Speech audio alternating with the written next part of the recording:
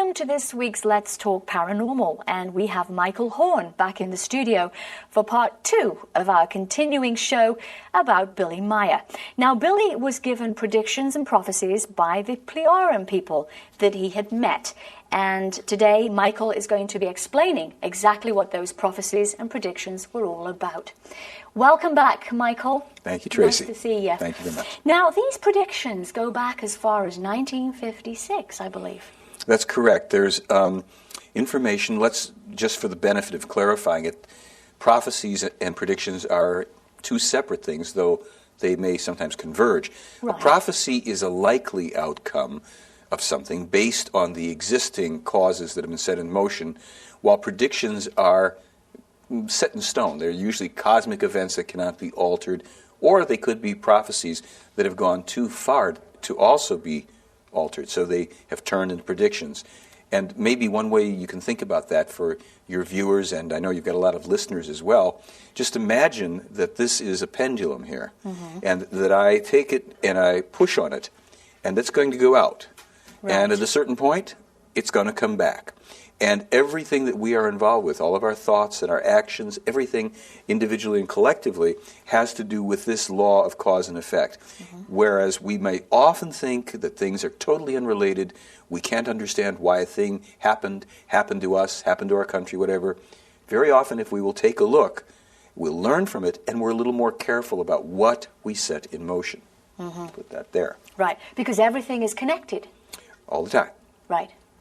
Now, Billy was given these prophecies and predictions by two of the extraterrestrials in particular, Ptah and Semyazi. And also by Quetzal, another male who has been, I think he was called the base commander for the Plejaren people on Earth up until the time that they removed their bases from the planet, in 1995, I think it was. And so he and Semyazi were actually the people who gave him the most amount of what you'd call prophetic or predictive information. And to answer the question you'd asked just a little bit ago, it was usually given in the form of conversations.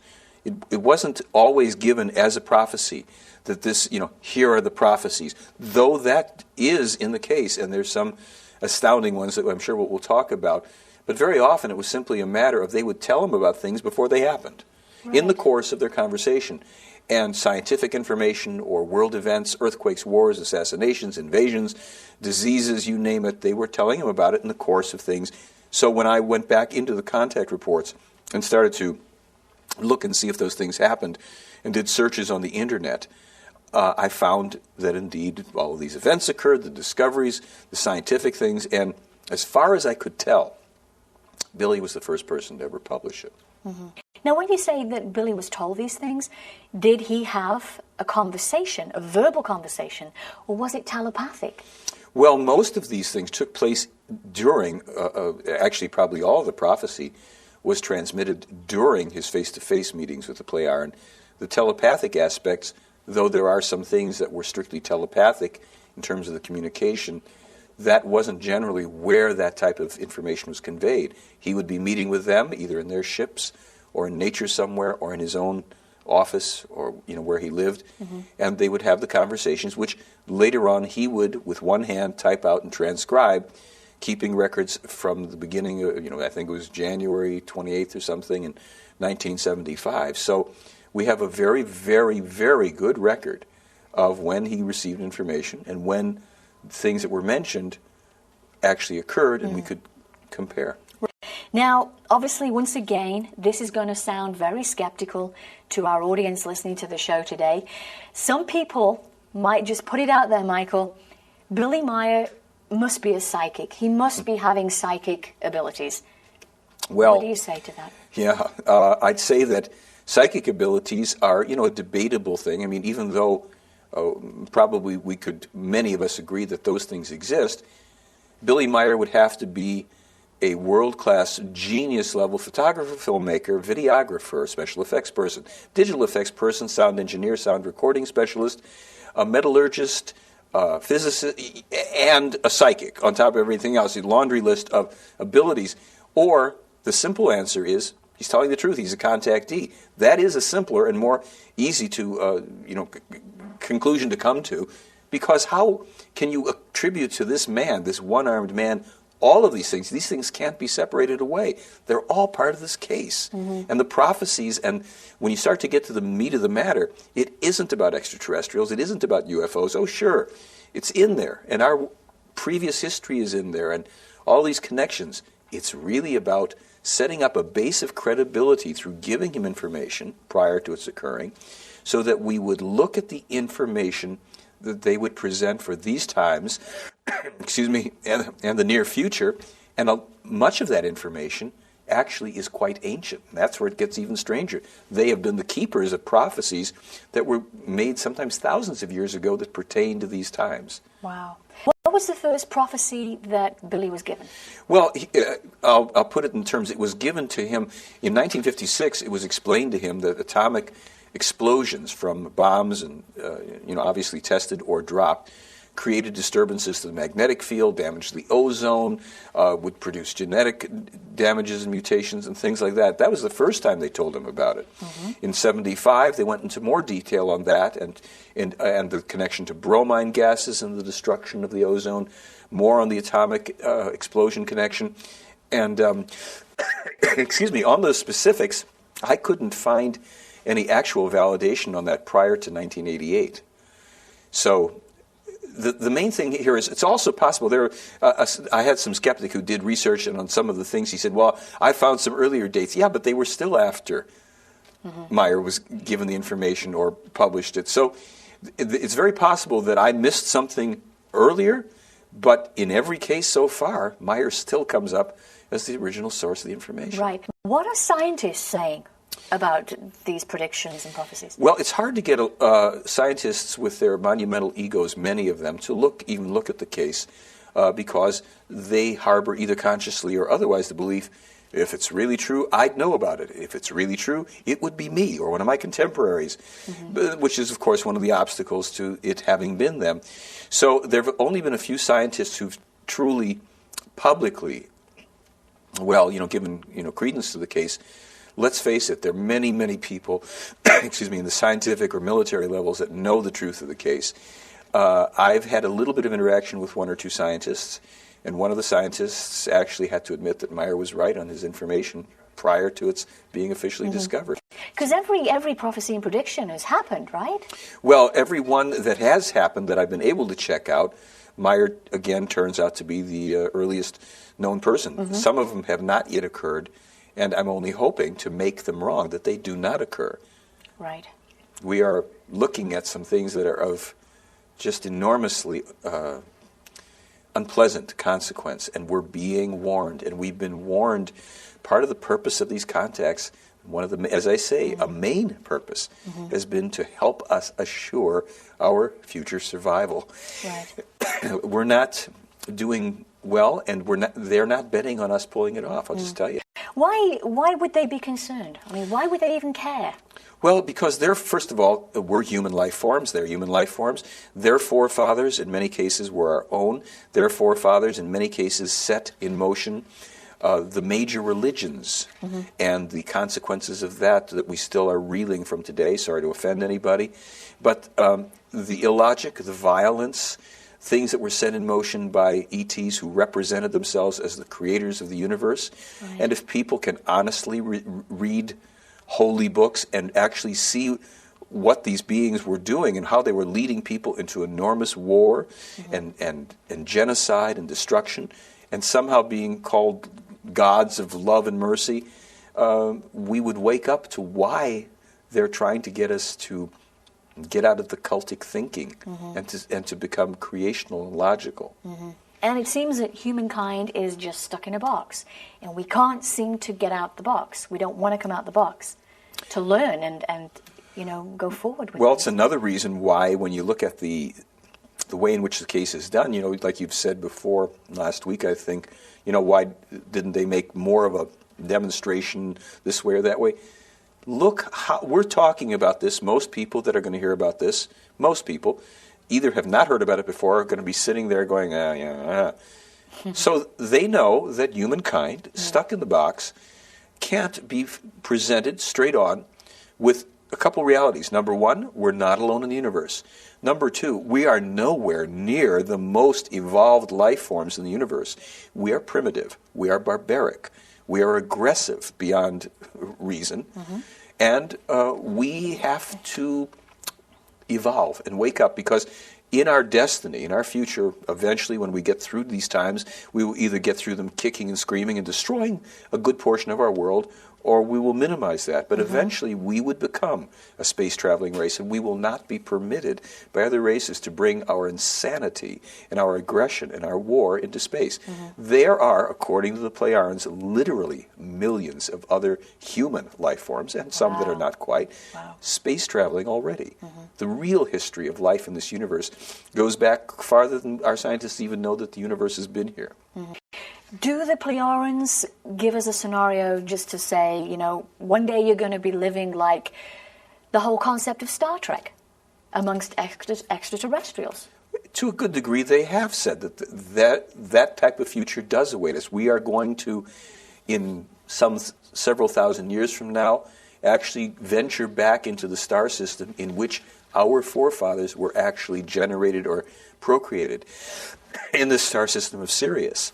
And we will, at that point, not be people who are laden with the type of aggression we have now, not with the short lifespans, but the multi-hundred to thousand-year lifespans that the extraterrestrials have. Some races have even longer lifespans. There's just so much that goes on in this universe, and the Plejaren don't know all of it either, and they have people that are more advanced than they are, from whom they take advice. So this isn't about super beings and know-it-alls. They have made their own fair share of mistakes, but yet they come from an experience of far greater knowledge, wisdom, and understanding than we have. Right, and that's why they feel, one of the reasons why they can come and want to help us.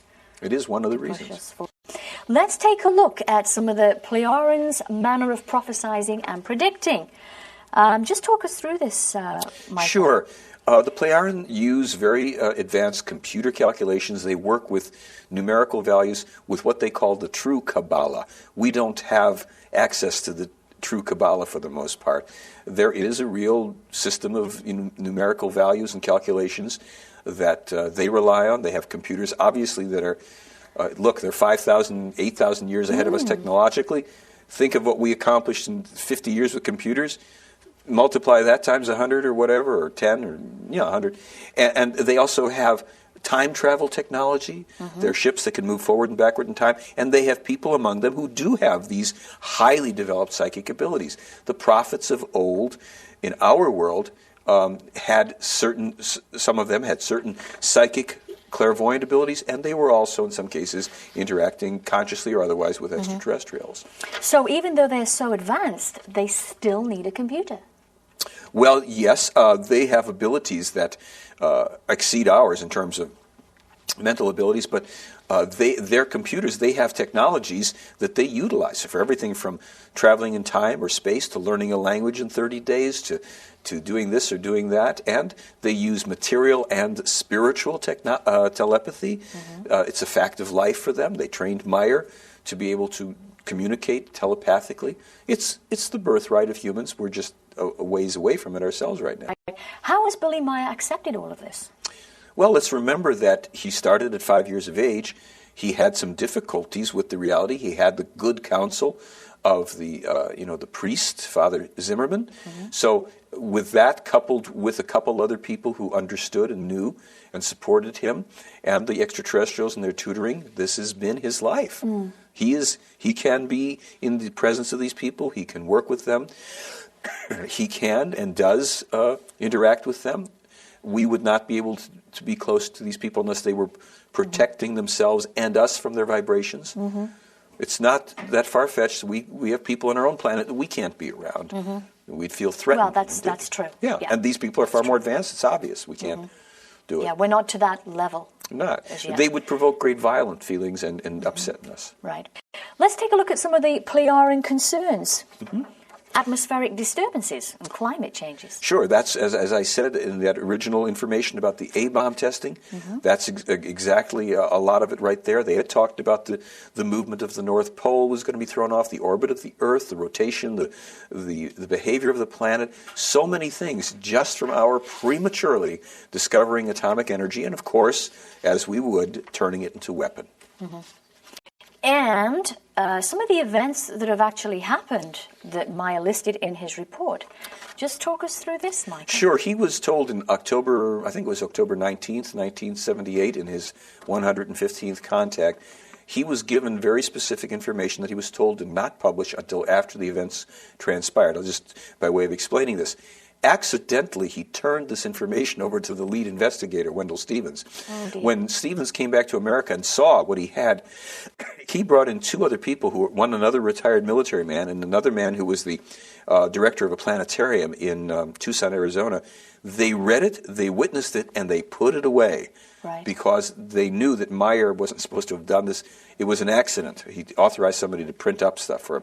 You have the Jonestown Massacre, the overthrow of the Shah of Iran, the Soviet invasion of Afghanistan, the Chinese invasion of North Vietnam, the death of Tito, Mount St. Helens eruption, the abdication of the Queen of Holland, the death of Indira Gandhi, the terrorist attack on the Iranian embassy in London, and the Iranian hostage crisis. And they gave him details about these things, how many people would be involved, how many people would be killed.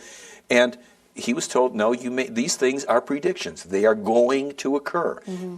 Things have been set in motion, and it will fulfill itself this way. And it did fulfill itself. Right down to the dates and everything else in the details. That's only a small number of the ones for which this is true. How would we benefit from knowing all of this? Because these are obviously, heads of people in state, government, or whatever. How can we benefit? We wouldn't apparently have benefited because had these things been known prior to happening, we would have tried to stop them. Predictions you don't mess with, which we would, of course, we would try to stop. A terrorist attack or something like that if we knew it specifically was coming.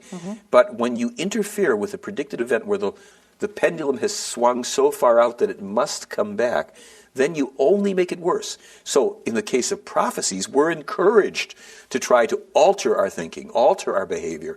And these days, with what goes down in our world now, we are being encouraged globally to act in every country, especially in the major developed countries, and specifically to remove from power the people that are otherwise going to drive our world into a third world war. That's in the prophecies. It's not yet a prediction. Wow. If our viewers at home wanted to see more information about all of this, where could they go? Well, they could go to my website because I've listed lots of this stuff for free. They can just read and do their own research and read the documentation, look at photos, check out the movie clips, listen to the sound. The sound recordings have never been duplicated either. They're irreproducible still. They could satisfy themselves this way. They can, obtain whatever materials they need. And on the website, I've put the specific suggestions that the Plejaren have made for us, the people, what they wish for the people of Earth, how we might change our individual and collective thoughts and actions to reroute our world down a more positive path. To help us. Help us help ourselves. Right. These are guidelines that are eternally true for humans developing anywhere. We are just in the wrong frame of reference. We are stuck in politics, we're stuck in religions, and they're saying, hey, either get unstuck or you lose about 2/3 of your planet. Wow. Something that was brought recent in the news, Comet Tutatis. And Meier predicted this. Well, he didn't predict it, but the Plejarens in 1978. Actually, Meier had predicted this. To the best of my knowledge, he said that it would be discovered at the end of the 80s, early 90s, and it would be called Tutatis. This is something he wrote in 78, and of course in 89, the French astronomers who discovered it named it Tutatis. Meier said it's going to come close to Earth in 2004 and possibly threaten us. It actually passes us in September 29th or so of this year of 2004. But when I spoke with Meier last week, he had just met with this man, Ptah, leader of the race, the Plejaren, and they said this will only come within about 1 million miles now of the Earth, and it will not damage your planet. Excuse me, certainly nothing compared to like hitting somewhere on the planet. Right. There is a deep impact scenario that they have said is a prediction, and we cannot avoid it, and they won't tell us when it's coming. Right. Would it be of help if they did tell us? Probably not. Wow. It would just cause everybody to panic. Yeah, So you might as well say, well, I don't believe it, and move on, or, you know, what have you. Just see what happens. We have other things that are far more pressing that they have specified, and I think we need to pay attention. Right. Now, you were in Switzerland about a week ago, Michael. That's right. And you did the trip, and Billy met up with one of the extraterrestrials, Ptah. Mm-hmm. Could you tell us what happened in that meeting? Well, did you get to meet Ptah? No, and nobody's going to meet these ETs except Billy. It's just one of the ground rules, and see, we want to know why. Well, Michael. for many reasons. One, Billy has been tutored and prepared for this since he was a child. We know already that we can't handle the frequency of these people, or we could say that's what's been said in this case. If one person gets to meet Ptah, you create jealousy among all those who don't, or they get to meet any of these beings.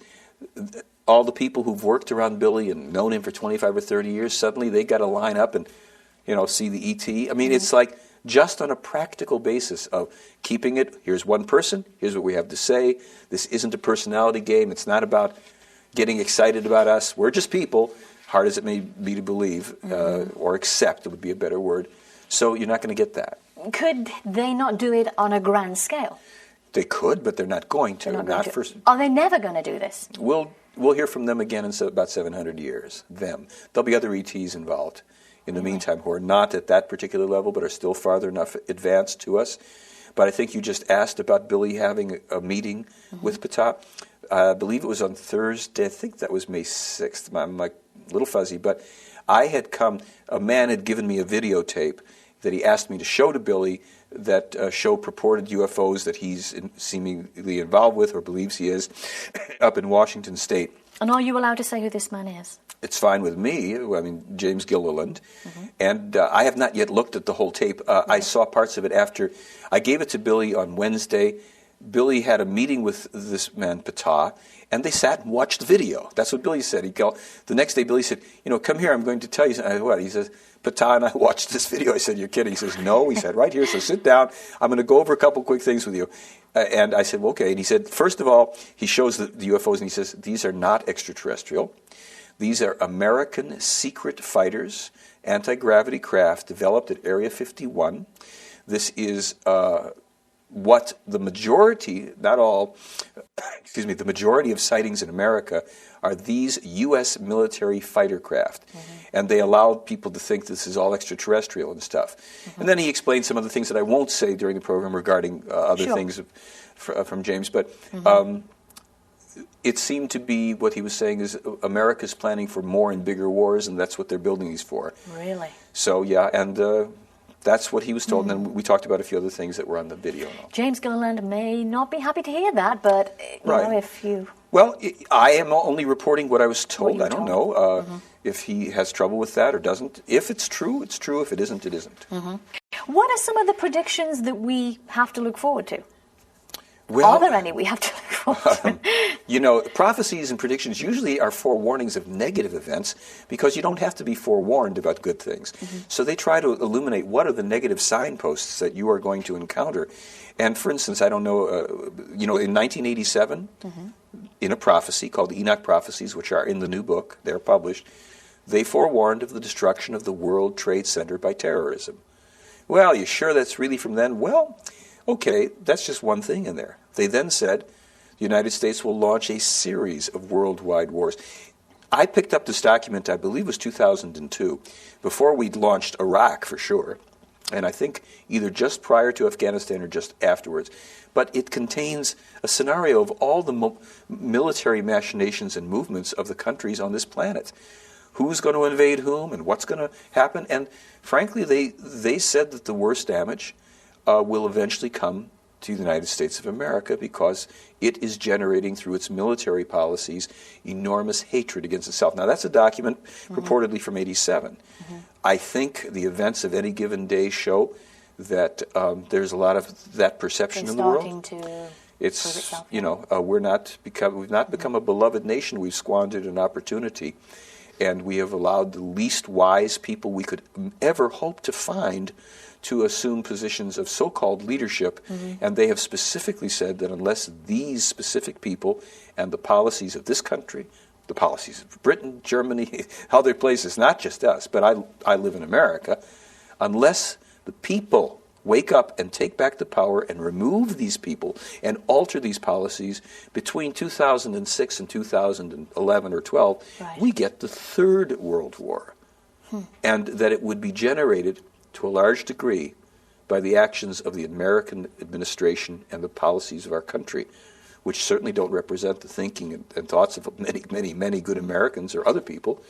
But that's, and they've said it for a long time. Actually, some of the prophecies about this go back, were first presented to Billy in 1981. And, hey, they have also said France is going to basically succumb to Islamic fundamentalism from within. It will then be invaded by the... I mean, this is full of all sorts of, unpleasant stuff, but so far their track record is too good to ignore the warnings. It's not about... we should sit there and go doom and gloom. And shock horror, Britain is going to fall. Apparently. So they say. In many places, Russia is going to go on a move in China. But by voicing this now, by bringing it to the attention of people around the world, we can alter some of these. I'm here to make those prophecies wrong. Not to perpetuate doom and gloom. And a lot of people say, oh, this is anti-American. I say, wait a minute. If I'm walking down the street late at night because I can't sleep, I'm walking through your neighborhood and you've got a nice house and you're upstairs in your bedroom and downstairs there's a fire, do you want me to just walk by quietly and not disturb your bliss while the fire rages? Or do you want me to scream like heck and say, wake up, and then decide whether you want to put the fire out in your house? We have a fire in our house. And if we don't put this one out, the words they have used for America are devastation, destruction, and annihilation on a scale never before experienced on the planet. I don't want to see that. Those are not good words, are they? They're not good words, and we won't be alone in it. But this is... We come down to the meat of the matter. It's not about fuzzy, warm little ETs here to save us from ourselves, space brothers, and all of the rest of this stuff.